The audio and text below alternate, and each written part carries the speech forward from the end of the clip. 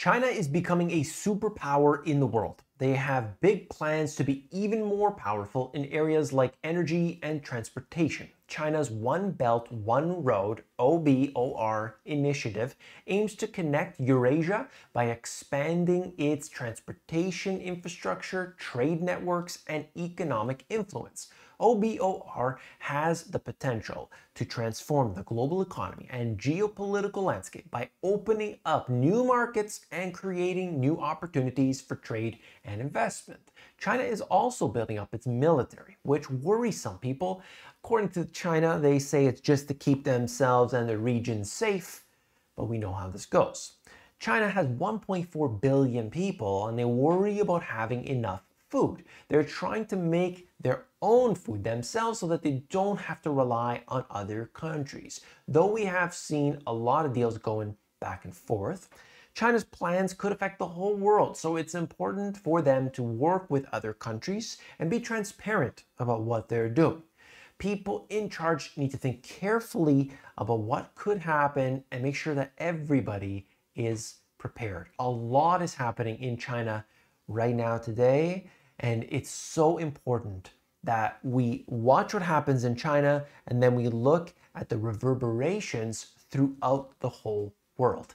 It's so key to understand this. Look, if you're in the United States, it's important to watch what happens with China. Why? You might have soybeans from your local farmers. Those are going to China. You might have cattle. Those are going to China. You might have pigs. Those are going to China. You might have certain products that are going to China. All of these things, you might do something that is getting exported to China. Just like Brazil exporting soybeans, just like the copper from Chile that's going to China, on and on and on. Every country is attached to China in some way because they have this insatiable appetite. They love whatever it is that you have to offer. And so for a lot of people, they may not realize it, but China is right there, front and center. And I wanted to get into that by taking a look first at what's been happening with the stock market and a few things that have occurred right here, okay? Global stocks post small gains as investors watch China's economy and US interest rates. So it's a week of, wait and see. That's where we're at right now. The US dollar has risen against other major currencies. We got to watch these in balance, of course, all the time. But what was big? What was the big news of the day? Well, let me show you right here. China sets their GDP target of around 5% for 2023. Now, that may mean nothing to some people, but I'll explain why that's interesting. You see, that was down from last year's target of over 6%. The move is signaling a shift towards a more sustainable and balanced growth model. The problem here is that the markets believe that, that means they're not going to do stimulus or not as much stimulus. And they don't like that. They want to hear stimulus. They want to hear quantitative easing. We're going to buy this and that. But if it's 5%, they're starting to admit that we can't get that growth that we had before. And maybe if it's 5%, who knows what the actual real growth is, right? We don't really know that. But the point here is that there's an expectation that the growth will be slower than in years past. If the growth is slower, that means less economic output. Why is that the case? That means other countries, maybe it's Europe. I used this example before. You're a product, you're a luxury goods maker in Europe. You export a lot of stuff to China. Well, if suddenly China says, we don't need as much of that growth, that's a signal that they probably don't need enough from LVMH that they did in years prior. Just one example, okay? So you got to realize that that has an impact, not just on the stocks, but on the economy. You're making less stuff, less raw commodities, less stores, people at the retail locations, all these things, they're all interconnected. All right, we see this. Metals feel the chill as Beijing shies away from major stimulus. That's where it is. That's what they're talking about here. China's 2023 growth target of around 5% underwhelms the markets. Commodities from iron ore to copper fell after China set a cautious economic growth target of about 5% for the year and didn't announce any major stimulus. This is the exact same thing with the Federal Reserve. They want to know that stimulus is coming, and the market still today believes that there will be cuts in 2023. If they don't get that, markets aren't going to be too happy. Look at this. China's growth plans give commodities bulls little to run with. All right. Who knows about what's going to happen, but exactly connected, same situation, okay? They're going to have slower growth. That means they don't need as much cement. That means they don't need as much copper. That means they don't need as much, all these different metals. That's what they're saying. All the countries, if you're in one of those countries that does the exporting of that particular product, watch it closely. Watch how the companies are directly affected by that as well. All right, what do we got here? The China aiming to boost grain capacity under new food security push. This is what I talked about in the introduction. And of course, here we are right now. You could see that China aims to increase its grain capacity by 50% within the next decade. They want this, they want their own security. They do not want to rely on the United States. Do you see what's happening here? I believe that they're getting ready, at least preparing for the potential of war. And that's a scary thought. Now, I think it's smart to have your own resources, to not have to rely on another country. I think that's very smart. But when I see this in like the grand chessboard, it worries me. I've studied the history, I've looked at all these details before, and when we see these kind of things, it usually ends up leading to war, and that's unfortunate. I hope that's not the case. Many people say, yeah, let's do it, let's get out there. That's not something you want. It's really not, okay? We need to be cool and calm, all right? The move is part of China's efforts to increase its food security amid rising concerns about climate change, that's what they're saying, and geopolitical tensions. The increased grain production is expected to have an impact on global food prices as well. We'll see, prices are already ridiculously high, a lot of shortages and things, but who knows where we're going to be in the near future here. Look, I wanted to talk about this. China leans on coal amid energy security push. We've seen this as well, but I just wonder where we're going to be because, all these countries, including China, they've said, we want to get away from coal. We don't want coal anymore. We don't want to deal with this. And at the same time, they're all using more coal. So where do we stand right here? I'm not really sure about this, but okay, wanted to just make that note of that. And we have this. China is to increase their defense spending by 7.2%. It is a big number, real big number, the equivalent of $230 billion.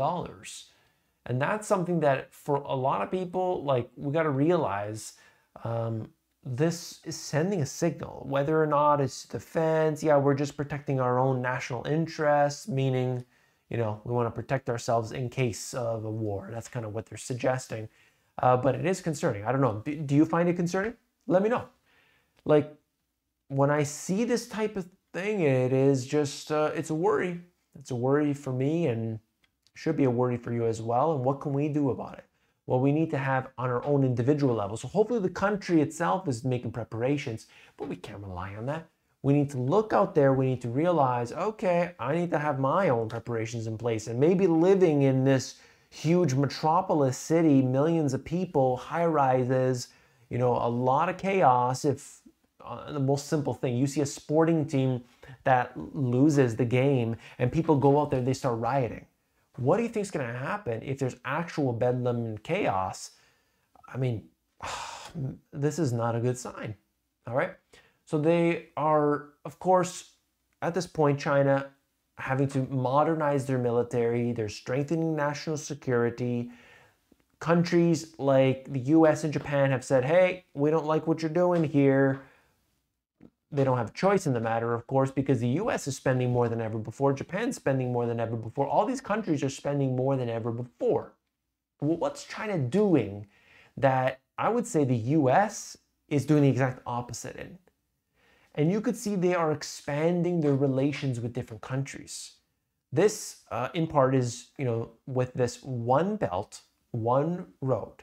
China's initiative to connect Eurasia and expand its influence.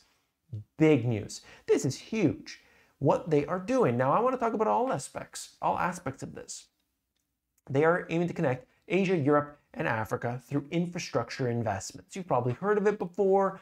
There's a couple of things though. The initiative has the potential to increase economic and political ties between China and participating countries. That's for sure. And they're doing that. They've been doing this for a little while. Critics have raised concerns about the potential for debt traps and Chinese influence in recipient countries. We've seen this with Sri Lanka. We've seen this with different countries in Africa. They're saying, hey, can these countries even pay back what you're suggesting here? Maybe they're using what they suggest is like, you know, you've got corrupt governments. They don't really care. They're going to get the contracts. They're going to make the money. Oh, they can't pay it back. China then goes and says, okay, well, we're going to take that port, Sri Lanka. That port belongs to us now. We own the infrastructure. So we can bring our products in. We own it. We're not paying you. You're not getting the benefits of that. The same with the resources. Maybe they're mining.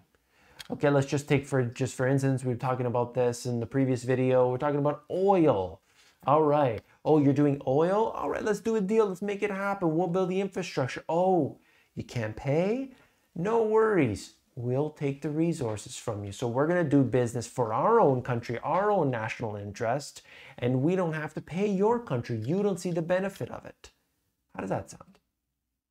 That's what they're suggesting, okay? I think China's doing things a lot differently than the empire of the United States, where they just go in gung-ho, they just start machine gunning everybody, bombing everybody, coup d'etat everybody. China's doing it a little differently.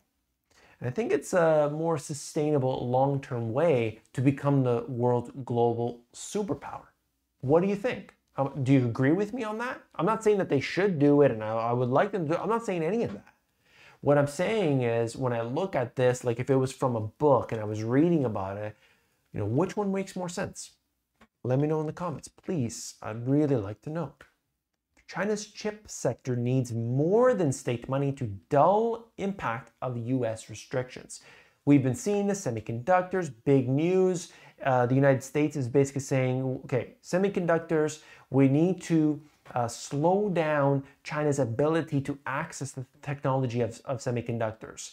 Well, they've been hit hard by the US export sanctions, and the Netherlands and Japan have all signed on that. The government is investing heavily in the industry to reduce reliance on foreign chip makers.